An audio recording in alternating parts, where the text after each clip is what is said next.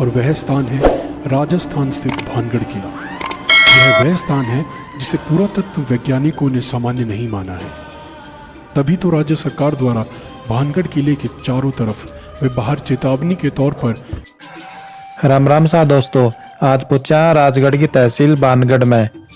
बताते इस किले में पूरी बारात समा गई, एक भी बाराती वापस नहीं लौटा। माना जाता है कि आत्माओं का वास है। कोई वीरान और अकेला घर हो या एक लंबे समय से खाली पड़ी इमारत। इसके अलावा वह स्थान जहां किसी दुर्घटना की वजह से भी किसी की जान गई हो, उसे भी हम योग्य नहीं मानते हैं कि यहाँ जाए, क्योंकि जिन लोगों की जान दुर्घटना में जाती है उनकी आत्मा को मुक्ति नहीं मिलती और वे भटकते रहते हैं।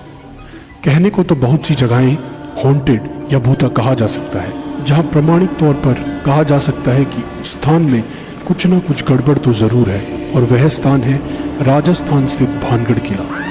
यह वह स्थान है जिसे पुरातत्व वैज्ञानिकों ने सामान्य नहीं माना है। तभी तो राज्य सरकार द्वारा भानगढ़ किले के चारों तरफ वे बाहर चेतावनी के तौर पर एक बोर्ड लगा हुआ है, जिसमें साफ साफ लिखा है कि सूर्य उदय होने से पहले और सूर्यास्त के बाद कोई भी इस किले में नहीं रुकेगा और नहीं आएगा। तो आखिर भानगढ़ में ऐसा क्या है जो आम जन को वहां रात के समय जाने से रोकता है? अगर कुछ है तो उसके पीछे क्या कारण है? हालांकि कोई भी पुख्ता तौर पर वहां घटने वाली दुर्घटना का कारण नहीं बता पाया, लेकिन स्थानीय लोगों के बीच प्रचलित है कुछ कहानियां जो साबित करती है कि वहां कुछ ना कुछ तो जरूर हो सकता है। लोगों का मानना है कि बहुत समय पहले इस स्थान पर रत्नावती नाम की बहुत सुंदर राजकुमारी रहती थी, जिस पर काला जादू करने वाले तांत्रिक की कुदृष्टि थी। तांत्रिक ने अपने जादू से राजकुमारी को वश में करके उसका शारीरिक शोषण किया, लेकिन एक दुर्घटना के चलते उस तांत्रिक की मृत्यु हो गई और आज भी उस तांत्रिक की आत्मा वहां भटकती रहती है। तांत्रिक के श्राप के अनुसार वह स्थान कभी भी बस नहीं सका।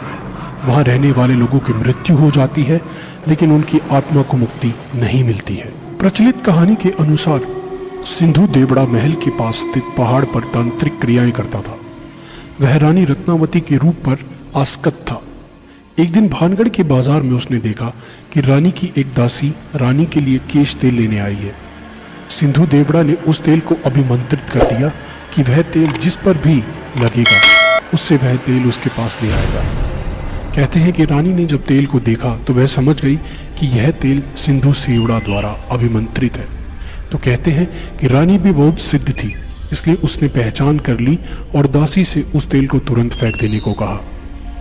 दासी ने उस तेल को एक चट्टान पर गिरा दिया।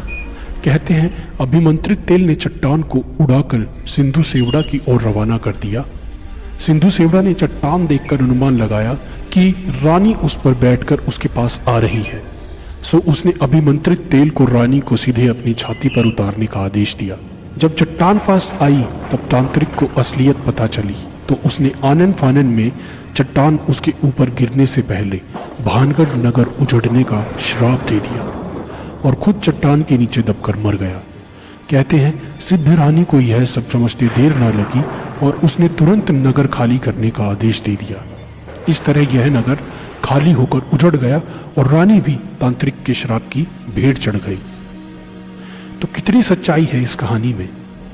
इस कहानी में कितनी सच्चाई है इसके बारे में इस बात से ही जाना जा सकता है